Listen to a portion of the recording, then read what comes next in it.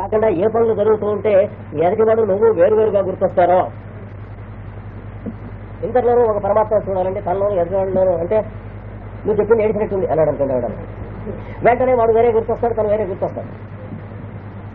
కనుక ఎవరన్నా అలా అన్నప్పుడు వాడు వేరే నువ్వు వేరే గుర్తొచ్చేటువంటి పని లేకుండా ఉండే సాధన చేసుకోండి అన్నాడు వీడు చెప్పింది. అది ఇప్పుడు అంత బాగా చెప్పారండి కృష్ణాచార్య గారంటే వాళ్ళు పరమాత్మ కనిపించవచ్చు, కానీ పొరపాట్ల నువ్వు చెప్పింది ఏడిచినట్టుంది అన్నాడు అనుకోండి, వాళ్ళు వెంకటేశ్వరరావు సుబ్బారావు కనిపిస్తాడు కానీ పరమాత్మ కనిపిస్తాడు. ఎందుకంటే వెంటనే ముందు వాడు కనిపిస్తాడు అన్నవాడు. మనకి ఇష్టం లేని అన్నవాడు, ఇష్టం లేని పనులు చేసినవాడు, ఇంట్లో మన బంధువులు వాళ్ళు ఉంటారు కదా, అత్తకు కోడలు, కోడలకి అత్త, భార్య భర్త, భర్తకు భార్య, వీళ్ళందరూ ఇంట్లో ఈ మోహన్ చూస్తే సర్వ పాపాలు వస్తాయి అంటూ ఉంటుంది. అలాగే భర్త భార్యని 30 ఏళ్ళు కాపురం చేసి 30 ఏళ్ళు కూడా పీట మీద వచ్చి కూర్చుని తగలేయి అనేవాడు, అంటే వడ్డేసమంటానికి ఆవిడ తగలేసేది, వీడు ఫోన్ చేసి వెళ్ళిపోయాడు. 30 ఏళ్ళు వాళ్ళ కాపురం, అలాగే పిల్లలు కూడా పుట్టారు అలాగే.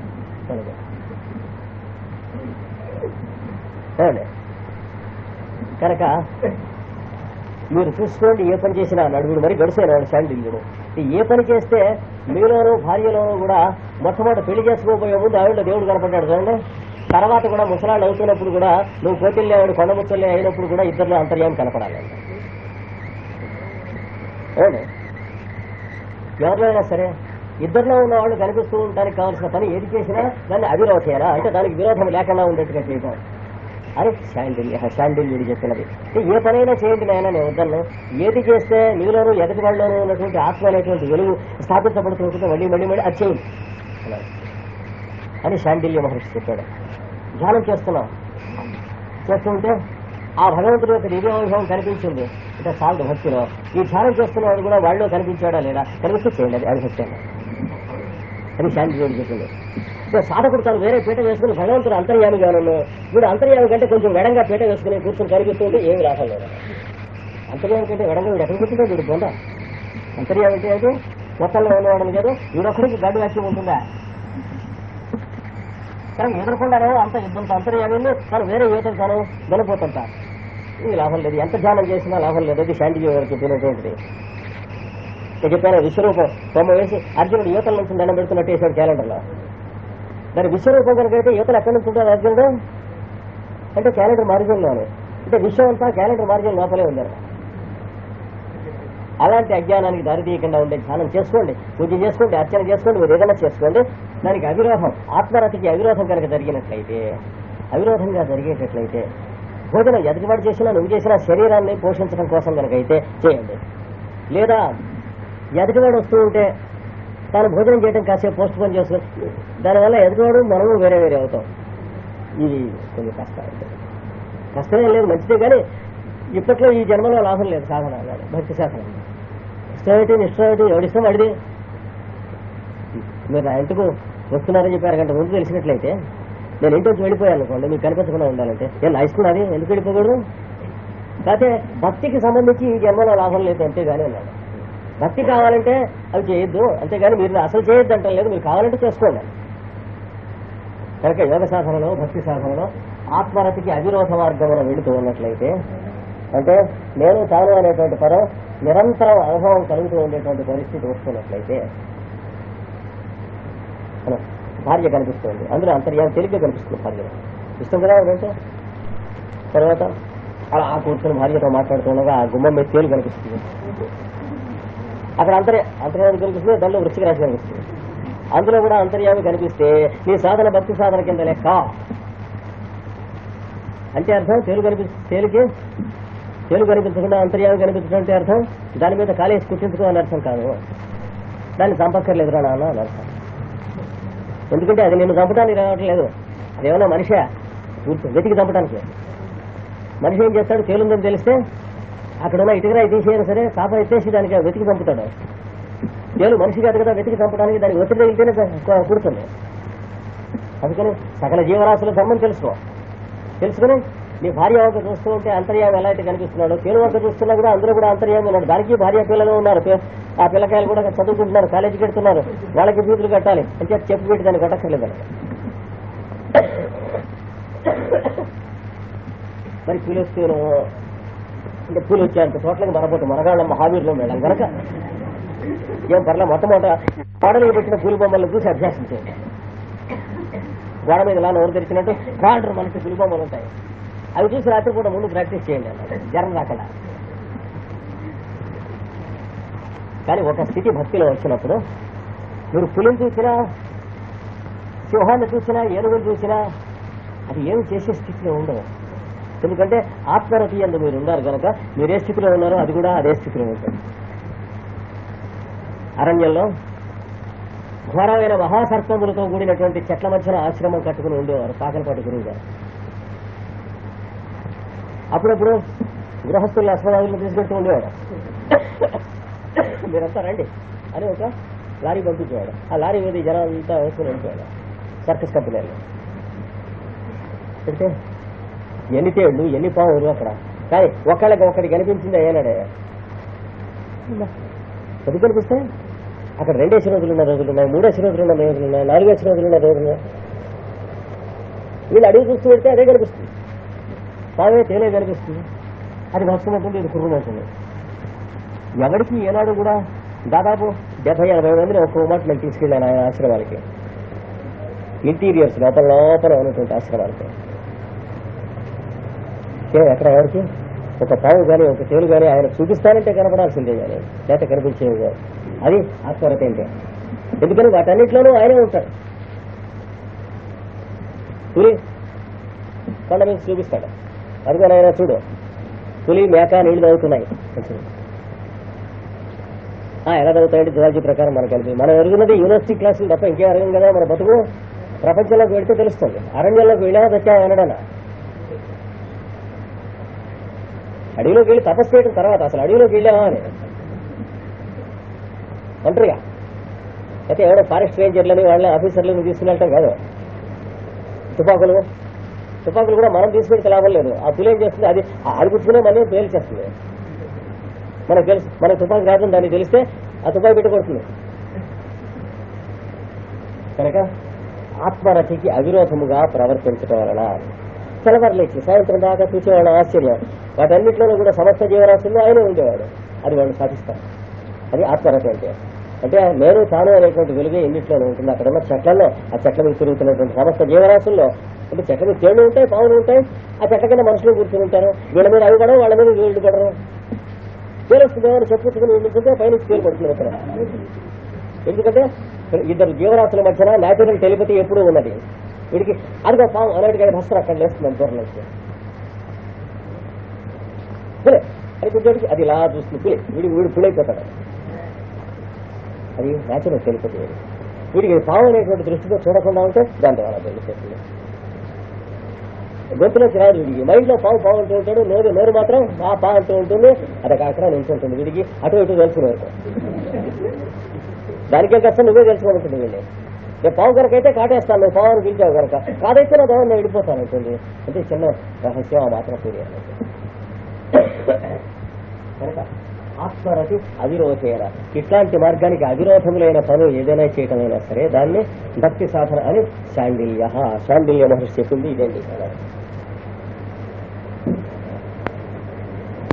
వీళ్ళకి ఆత్మ కనిపించడం అంటే మనసు బుద్ధి చిత్తం కనిపించి వాళ్ళకి ఇంకోటి కనిపించే ఒకరికి కనిపించడం అనేటువంటి బుద్ధి స్థితి నుంచి అందరిలోనూ ఒకడే తానే కనిపించేటువంటి స్థితి వచ్చినప్పుడు ఏం చేస్తే ఏ సాధన చేస్తే వస్తుందో ఆ పని చేస్తూ ఉంటాము. ఏం చేస్తే ఈ దృష్టి చెదిరిపోతుందో అవి చేయకుండా ఉంటాము అని శాండిల్యుడు అన్నారు. అంటే కొందరికి పూజ చేస్తూ ఉంటే వస్తుంది ఈ స్థితి. కొందరికి ఏమిటంటే రోజు పూజ బోరింగ్గా ఉంది మరేమన్నాడు శాండిల్యుడు. మెకానికల్ గా పూజ చేయడం ఏడుస్తూ చేయడం ఎందుకన్నాడు ఉసూరుమంట. సరదాగా చేస్తే చేయమన్నారు కానీ పరాచంద్ర కొడుకు ఏం చెప్పాడు, పూజాదిశ అనురాగంతో పూజ చేస్తూ చేయమన్నాడు కానీ ఏడుస్తూ ఉసూరుమంటూ దేవుడు చేయమన్నాడు అన్నాడు. దేవుడికి అలా అతను చేశాడు లేక ఎండమెట్టు దేవుడు వాడికి నూనె లేదు, నైవేద్యం పెట్టేందుకు ప్రసాదం లేదు, దేవుడు పస్తులు ఉంటున్నాడని చెబుతాడు కూడా రాష్ట్రం నాకు. అలాంటి దేవుడు గడిగడవుడు అంతర్యాలి. ఒక ఎగ్జిక్యూటివ్ ఆఫీసర్ లెక్చర్ ఇచ్చాడు దేవాలయాల గురించి. ఇక్కడ గుళ్ళో ఉన్నటువంటి దేవులకు అన్నాడు అంటే అక్కడికి వచ్చాడు తెలంగాణ నుంచి. ఇక్కడ ఉన్నటువంటి దేవాలయంలో ఉన్న దేవులకు దీపం పెట్టడానికి నూనె లేదు, దేవుడికి లేదు సార్. వీళ్ళకే దేవుడికా చూడండి, నైవేద్యం పెట్టడానికి ప్రసాదము లేదు, బియ్యము లేదు, పస్తులు ఉండి దేవుడు పస్తులు ఉంటున్నారు. దేవుడా ఈ విధంగా వాడు ఇంటికాడ చెబుతాడు, అరగంట సేపు ఇచ్చి చుక్కులు ఇచ్చాడు.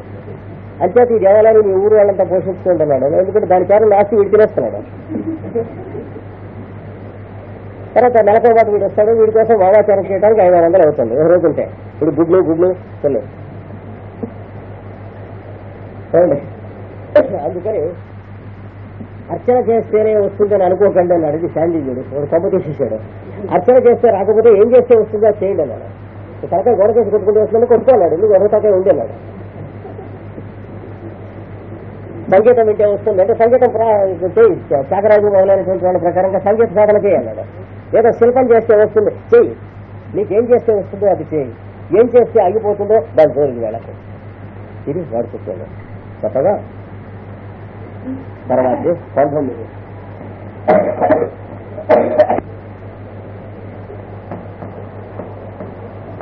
పూజాధికులు కొందరు చెప్పారు, కథాధికారు ఒక ఆయన చెప్పాడు,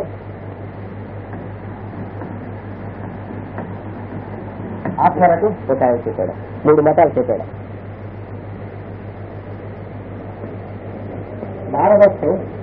నారదుని మతం ఏమనగా చెబుతున్నాడు.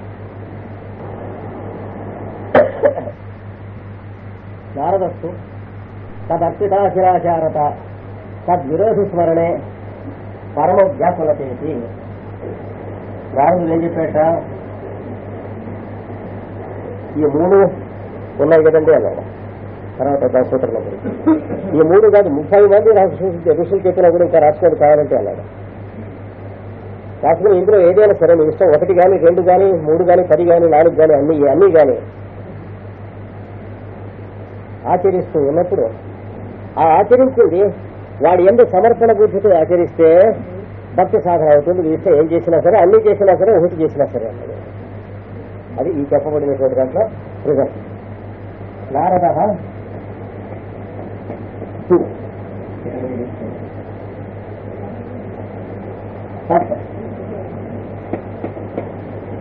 అర్పిత అఖిల ఆచారత. ఇక్కడ కూడా సత్ విరోధి స్మరణే పరమ వ్యాకులత. ఇది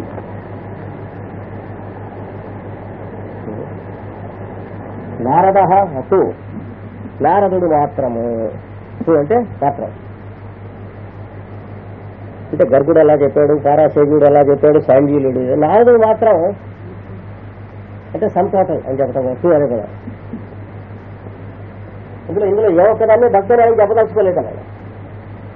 ఎందుకంటే ఏ ఒక్కటి ఏకదేశం అయితే ఇది భక్తి కాదు కనుక ఇందులో ఏది చేసినా సరే కాదు అర్పిత అంటే వాడు ఎంత అర్పింపబడిన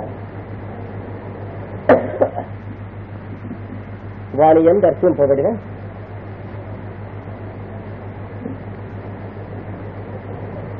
అఖిలాచారత. అఖిల ఆచారత సమస్తమైన ఆచరణము. మీ జీవితంలో ఉన్న దినచర్య సమస్తం కూడాను వాడికి అర్పించి చేయటం అనేటువంటి దీన్ని మీకోసం చేసుకుంటున్నది. ఏమన్నా కొన్ని ఐటమ్స్ ఎట్టి పెట్టారా వాడి కోసం? భగవంతుడికి నైవేద్యం పెట్టడానికి కొబ్బరి పెట్టాము, బెల్లం పెట్టాము, సక్కిలాలు పెట్టాము, లడ్లు పెట్టాము. మైసూరు పాకం మాత్రం మనం వేరే చేసుకున్నాం. ఇట్లా ఏమన్నా చేసుకుంటున్నారా? అలాగా వాడికి చెప్పడానికి కొన్ని ఎన్ని వాడు బాధపడతాడు, మనం కూడా కొన్ని జాగ్రత్త పడాలి కదా అని ఏమన్నా ఉందా అన్నాడు. పెడితే గంట పెట్టేస్తారు జాగ్రత్త. మన జాగ్రత్త మీద మనం ఉండాలి, అక్కడికి వెళ్ళి వాడి జాగ్రత్త మీద వాడు ఉంటాడు. 2 ఉన్నా కూడా మిస్ అయిపోతే ఉన్నాయిపోయి అన్నాడు. ఏది భగవంతుడు మన కోసం జాగ్రత్తగా ఉండి మనకు సర్వెంట్ లాగా పనిచేస్తూ అది కూడా వాడి మీద మనం మన జాగ్రత్త మీద అక్కడికి మనం ఉండి ఈ ఇద్దరు జాగ్రత్తగా ఉన్నా సరే ఇద్దరికి అంతా కూడా తీసుకుంటూ ఉన్నాయన్నాడు అన్నాడు. ఇట్లాంటి తప్పుడు వ్యవహారం చేయగలడు. కావాలంటే భక్తి సాధన చేసుకో, లేకపోతే నిన్ను సేవలు ఎవడేడిచాడు మానేమన్నాడు. ఇది సెల్ఫ్ సరెండర్కి సంబంధించినవి కానీ ఇంపోజిషన్స్ అంటే ఉద్యోగం, నౌకరీ, చాకరీ మొదలైనటువంటి గతిలేనటువంటి పనులు కావు. మీకు కావాలంటే చేయటం లేకపోతే మానేయటమే కానీ కాంప్రమైజ్ లేదు అట్లా. అది మీకు ఇష్టమైతే నచ్చితే చేయండి అన్నారు కానీ ఎందుకు సహవత అన్నారు. అందుకని సదర్శిత వాని ఏం దర్శనం పోబడిన అఖిల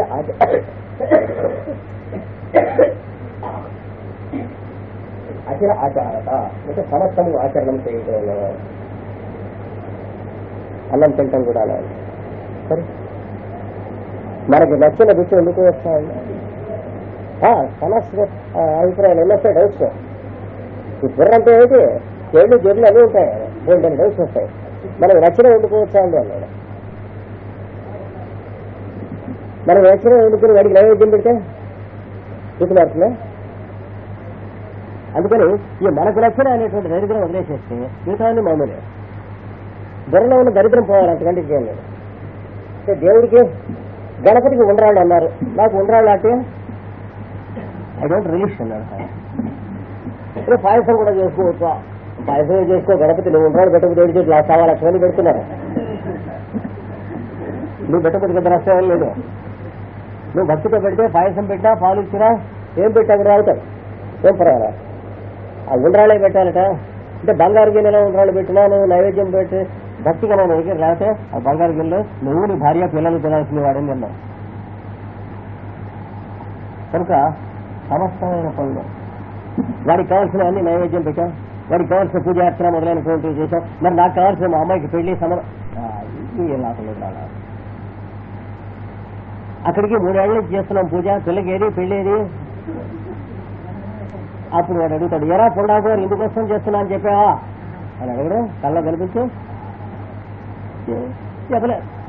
అలాగే నేను నీకు 3 ఏళ్ళు పెళ్లి చేస్తే 3 ఏళ్ళు పూజ చేస్తే పిల్లలు పెళ్లి చేస్తానని నేను ఏమన్నా సంతకం పెట్టానా కాగితం మీద? అయితే ఎవరికి ఏమన్నా నేను పూజ అని అడగడం. వాడు తిరిగి తక్కువడా? వాడే మనం బాండ్ రాసిస్తాడా? మన సర్వెంటా? ఇన్ని 1,000 సంవత్సరాలు తపస్సు చేశాను కనుక వరం ఇవ్వక తప్పేది లేదు అన్నాడు హిరణ్యకశిపుడు. అప్పుడు ఎవరైతే వాడికి పెట్టినకైతే వీడికి పడుతుంది చిన్న పనులు. వాడు చిన్న పెద్దవాడు కనుక వాడికి పెద్ద గట్టి పెట్టింది. వీడు పన్నా చిన్నవాడు కనుక చిన్న పనులు సేవకు పట్టుకొచ్చి పడుతుంది. ఎవరు కాలం ఇష్టం. అందుకని తదర్శిత అఖిల ఆచారత. అఖిల ఆచారత అంటే సమస్త ఆచరణం. భోజనం చేయటం దగ్గర నుంచి కూడా అంటే మనకు రుచిగా ఉన్నటువంటి మనం భోజనం చేయొచ్చండి.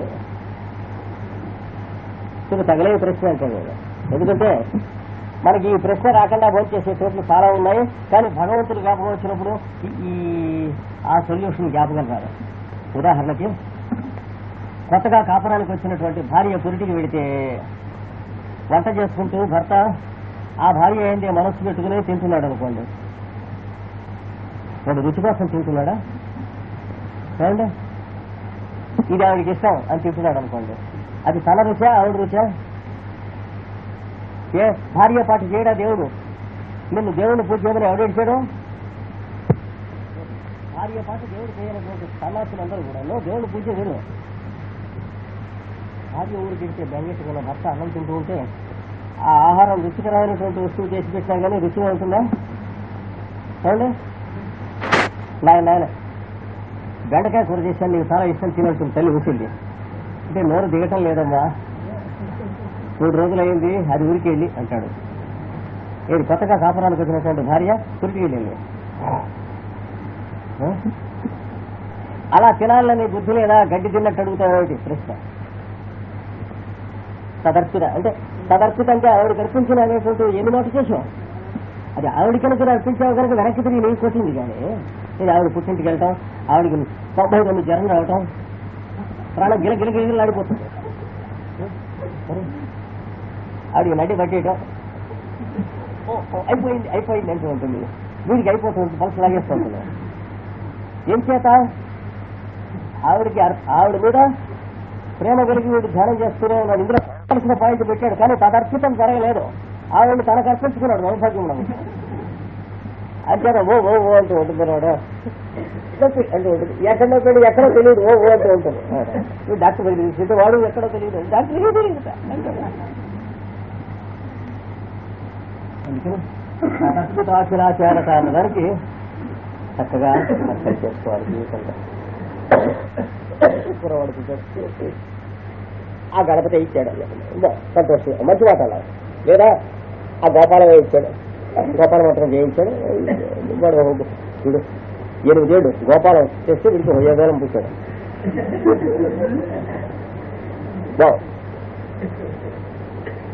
సంతోషించాడు. వీడు ఇంకా కొంచెం గోపాల మాత్రం గట్టిగా స్పీడ్ ఎక్కిచ్చాడు. వేసవికాలంలో కుర్రాడికి 11వ రోజున జ్వరం వచ్చింది. గోపాలం ఉన్నట్లా లేదు సార్. ఇప్పుడు గోపాలం గుర్తురాడు, డాక్టర్ ఒకటే గుర్తొస్తాడు. కానీ డాక్టర్ గోపాలం రూపం డాక్టర్ రూపంలో వస్తాడని గుర్తురాడా? కొడుకుని ఇచ్చినప్పుడు గోపాలం ఎలా అయితే గుర్తున్నాడో, కొడుకు జ్వరం వచ్చినప్పుడు కూడా గోపాలమే గుర్తుంటాడు. లేదా ఒకవేళ మన పూర్వకర్మ బాగుండగా కొడుకుని వాడు తీసుకెడుతున్నవాడు యమధర్మరాజులో కూడా గోపాలమే కనిపించాలి. వాడు మనకి ఇస్తే దేవుడు ఉంది, లేకపోతే పుండా కొడుకును రాజకీయాలు తర్వాత స్టాండర్డ్. కావాలంటే దేవుడు ఉన్నాడో లేడో ఇష్టం వచ్చిన దిక్కుమాల పార్టీలో నువ్వు చేయరు, కానీ గొండ మీద ఇష్టం వచ్చినట్టు రాసుకో. కానీ దేవుడు ఉన్నాడు లేదంటే మనపోటు ప్రతి రాజకీయాలు స్టాండర్డ్ కాదు. ఉన్నాడో లేదో వాడికి వాడే స్టాండర్డ్. కావాలంటే ఉన్నాడనుకో, లేకపోతే లేదనుకో, చదవేశాలు అనుకో. అది ఇక్కడ ఉంచి అక్కడ పెట్టేస్తున్నారు. ప్రతిదానికి ఇట్లా, ప్రతి పనికి ఇట్లా. ఉద్యోగంలో వాడికి అర్పణ చేసి అప్లికేషన్ ఫారం పడి ఉద్యోగం వస్తే వాడికి, రాకపోతే వాడికి. అది గట్టిగా అడగంటాడు. రెండోది ఉద్యోగం వస్తే వెంకటేశ్వర స్వామి దగ్గరికి వస్తా ఉన్నాడు, రాకపోతే అడగల ఇంకా అది భక్తి వాడికి ఉండాలి. మరి కొన్ని జన్మలు పోయి వాయిదా వేసేయండి, భక్తి తర్వాత ఇప్పుడు వచ్చాడు. ఏమీ లేదండి, తిరుపతి దాకా అనుకోలేదు. చిక్కడపల్లి వస్తానని చెప్పాడు. 5 బండిలో ఉన్నాడు వెంకటేశ్వర స్వామి. ఉద్యోగం వచ్చింది, వెళ్ళలేదు. ఆయన దగ్గరికి వచ్చి మొదటి నెల జీతం రాగానే నీ దగ్గరికి వచ్చి సేవ చేసుకుంటానన్నాడు. వెళ్ళలేదు. పోలీసు వచ్చాడు ఇంటికి. జీతం తీసుకున్నాడు, ఇంటికి వచ్చాడు, పోలీసు వచ్చాడు. జరిగిన కదా హైదరాబాద్లో, మన రాజధానిలోనే. ఏమిటంటే యువర్ రిక్వైర్డ్ వాంటెడ్ అన్నాడు. పోలీస్ స్టేషన్ తీసుకుని పెట్టేశారు. ఏడాపడి జంపలు వచ్చేశారు. ఏమిటంటే వీడి దగ్గర పండగ కోసం భార్యకి ఒక చీరను జాకెట్ కూడా కొనుక్కొచ్చాడు. అది దొంగతనం చేసి ఎత్తుకొచ్చాడని చెప్పి వాడు తీసుకొచ్చాడు. ఆ కొట్టువాడు రిపోర్ట్స్ ఇచ్చాడు. బతికెట్టాడు, కోట్లో పెట్టేశారు. నేను కొనుక్కొచ్చాను బాబాయ్ అంటాడు. వీడు కొనుక్కున్నాడు. కొనుక్కొస్తే ఇది రసీదు ఏది అన్నాడు. అరేస్తున్నాడు వీడు పాపం. దాంట్లో పోయింది, రసీదు కనిపించలే, పోయిందన్నాడు. పోయిందట ఎలా అడిగిపోయాడు. కొట్టేటప్పటికి తల్లికి అనుమానం వచ్చింది. ఇంకా మనవాడు ఇలా చేసేది కొన్ని అన్నాడు చేయడే, ఎందుకు ఇలా జరిగింది పొరపాటు అని అప్పుడు గుర్తొచ్చింది. గుర్తొచ్చి మళ్ళీ ఆయన స్నానం చేసి ఆ కడిగట్టంతో ఇంట్లో దండం పెట్టి ఇదే పొరపాటు జరిగింది, యువత జీతం రాగానే నెల జీతం తీసుకొచ్చి నేను సమర్పణ చేయిస్తాను వాడి చేత. అలాగే వాడికి దగ్గర లేదు, ఈడ మన చిత్తశుద్ధికి. వాడు దేవుడు ఏమైనా గురువు గారు లేదా పొలిటీషియన్ వాడు తీసుకొచ్చి ఇవ్వడానికి అవునే ఎలక్షన్ నిలిచినారా వాడికి ఏమైనా మనం సపోర్ట్ అయ్యాలా? అదేం కాదు, వీడి చిత్తశుద్ధి కోసం అనేటప్పటికి వెంటనే పొద్దున్నే తీసుకొచ్చి ఇంటి దగ్గర దింపేశారు. ఏమిటంటే వీడి పేరు ప్రకాశరావే, వాడెవడో ఎత్తుకుపోయాట, ఇంకోటి చీర వాడి పేరు ప్రకాశరావే. వీడు కొనుక్కొచ్చుకున్నాడు, వాడు ఎత్తుకుపోయాడు. నువ్వు కాదన్నారు, దింపేశారు ఇంటి దగ్గర. మరి కొట్టుకునేవాడు వీడిగా పూర్వజన్మ ఎక్కడికి పోతే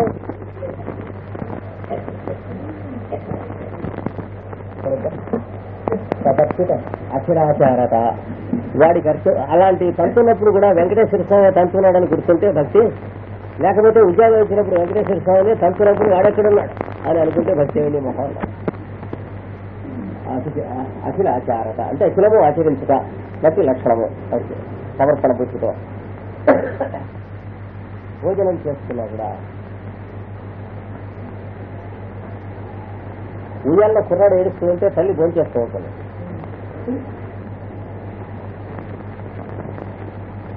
గొడ్డుకో తల్లి కాబట్టి వెంటనే ఏం చేస్తుంది, నిద్రలేచేట. సాధారణంగా పిల్లలు ఏం చేస్తారు, తల్లి అన్నం తీసుకుంటే లేస్తారు. అంటే తల్లికి గొడ్డుపోత అయ్యింది కూడా వీడికి కనదో, లేకపోతే నిజంగా తల్లి తెలుసుకుని అనుకో.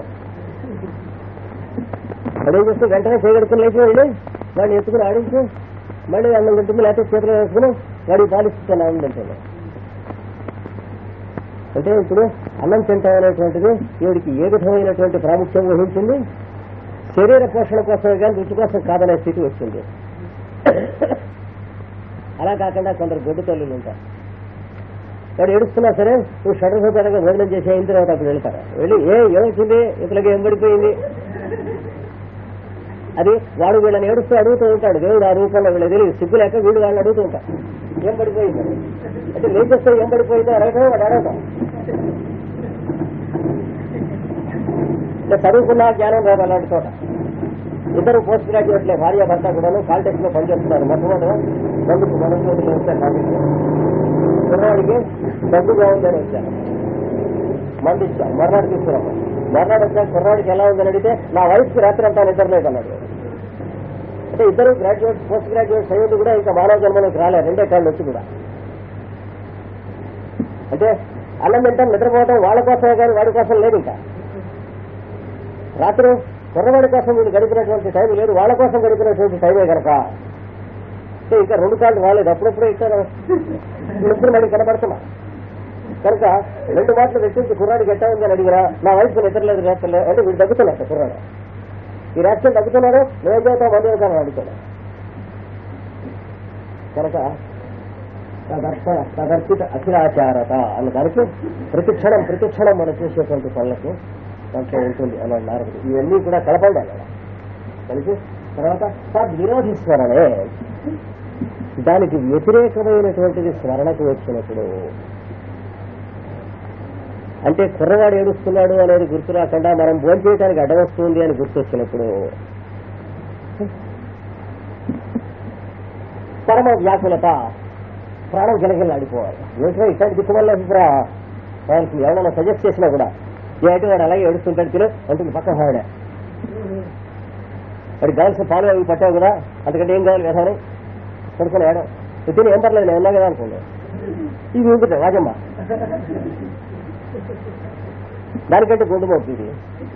ఇది ఉంటాయంటే దీని మొహం అది ఇదేం చేస్తుంది, అవును నిజమే అని తన రైట్స్ ఎస్టాబ్లిష్ చేసుకుంటుంది. మనం అన్నం తింటున్నప్పుడు వాడు ఏడవ కాబట్టి మనకు మాత్రం భోజనం చేసే హక్కులు లేవా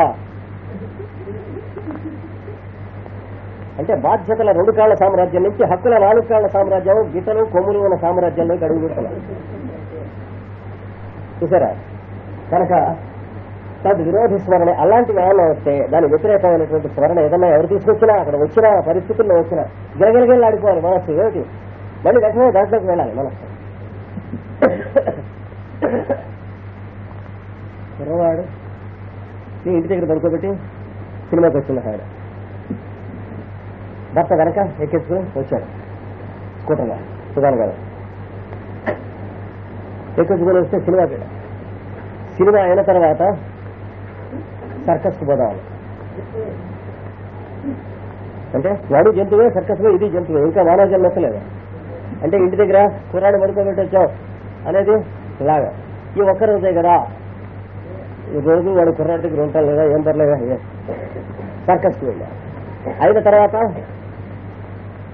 అక్కడ ఐస్ క్రీమ్ కొనుక్కుని అలా పందులు తిన్నట్టుగా తింటూ మెల్లిగా నడిపిస్తున్నారు. గుర్తు లేదా కుర్రవాడికి పాలు ఇవ్వలేదు. మనం ఇచ్చే పాలు కదా కాదు కదా, మనకన్నా పాలపీకి ఎక్కువ మాతృత్వం ఉంది అని ధైర్యం ఆడుతుంది.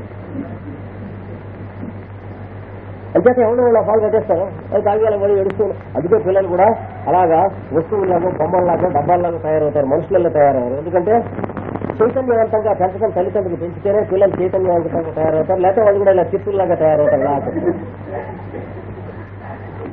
యూరోప్ లో చాలా మంది పిల్లలు చిత్తుల్లాగా డబ్బాల్లాగా ఉంటారు, ఎందుకంటే తల్లిదండ్రులు పెంచారు. భారతదేశంలో కూడా వెస్టర్నైజ్డ్ ఫ్యామిలీస్ అలాగే ఉంటారు, చేతికేమి ఉన్న గురుకులలో ఉంటారు. అంటే తల్లికి బిడ్డకి మధ్యమైనటువంటి వారంతో అనేది ఎవరి చేస్తున్నా వెనక్కి కనుక విరోధిస్తారనే అలాంటిది